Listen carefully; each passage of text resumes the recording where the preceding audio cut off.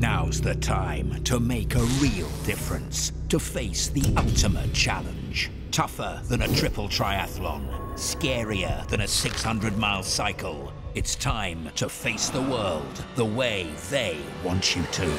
April the 29th is Oxfam Dressed by the Kids Day, when kids get to choose what their grown-ups wear to work or wherever.